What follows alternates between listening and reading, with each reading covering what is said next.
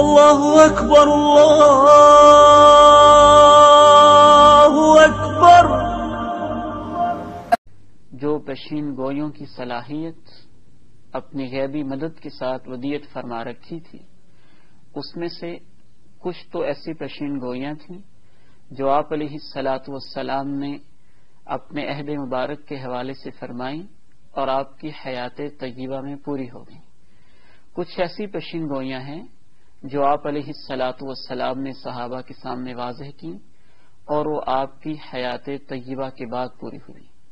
آج ہم انہی پیشین گوئیوں کا تذکرہ کریں گے جو آپ علیہ الصلاۃ والسلام کی حیات طیبہ کے بعد پوری ہوئی اور چشم فلک نے ان کو حقیقت کا جامہ پہنتے ہوئے اپنی نگاہوں سے دیکھا۔ ان میں سے ایک بڑی خوبصورت اور دلچسپ پیشین گوئی وہ ہے جس کا تذکرہ احادیث کی کتابوں میں حضرت عدی رضی اللہ تعالی عنہ کے حوالے سے آتا ہے۔ ایک دفعہ حضرت عدی نبی علیہ الصلاۃ والسلام کی خدمت عالیہ میں حاضر تھے۔ آپ کہتے ہیں جاء الیہ رجل فشک الفاقہ، ایک آدمی آیا اور اس نے فاقہ کشی کا اظہار کیا کہ اللہ کے رسول علیہ السلام حالات بہت تنگ ہیں، فاقوں تک نوبت پہنچ چکی ہے۔ پھر ایک اور آدمی آیا شکا الیہ قطع السبیل، اور اس نے کہا کہ اللہ کے رسول علیہ الصلاۃ والسلام امن اور سیکورٹی کے حوالے سے صورتحال بہت خراب ہے، ڈاکہ زنی اور چوریاں راستے محفوظ نہیں رہے ہیں۔ آپ علیہ الصلاۃ والسلام نفسیات کے بڑے ماہر تھے۔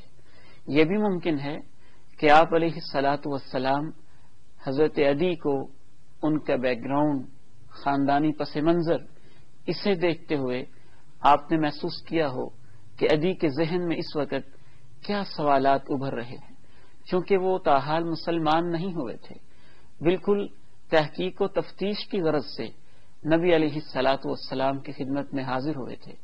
اور بعض دیگر تاریخی روایات سے ثابت ہوتا ہے، جیسا کہ امام ابن کثیر نے البدایہ والنہایہ میں لکھا ہے کہ آپ نے عدی سے مخاطب ہو کے یہ کہہ بھی دیا کہ عدی، شاید تم اس وجہ سے ایمان نہیں لاتے کہ ایمان لیوا تو غریب لوگ ہیں، تم ایک امیر گھرانے سے تعلق رکھتے ہو، یا شاید تم اس وجہ سے ایمان نہیں لاتے کہ یہ کمزور لوگ ہیں۔ عدی، تمہیں یہ کہتے ہوئے کیا آر محسوس ہوتی ہے؟ لا الہ الا اللہ، هل تعلم من الہ غیر اللہ، کیا اللہ کے علاوہ تم کوئی اور الہ جانتے ہو؟ هل تعلم من الہ غیر اللہ۔ پھر آپ نے کہا عدی، اللہ اکبر کہتے ہوئے تم کیوں خوف محسوس کرتے ہو؟ کیا اس کائنات میں، اس رنگ و بو اور اس عالم کے اندر آپ کو اللہ سے کوئی بڑی ہستی دکھائی دے رہی ہے؟ تو بہرحال آپ علیہ الصلاۃ والسلام نے یا تو اپنی چشم بصیرت سے اس کی نفسیات کو اسٹڈی کیا، یا اللہ رب العزت نے جو جناب عدی کے ذہن میں مختلف شبہات انگڑائیاں لے رہے تھے، اللہ تعالی نے ان سے آگاہ کیا۔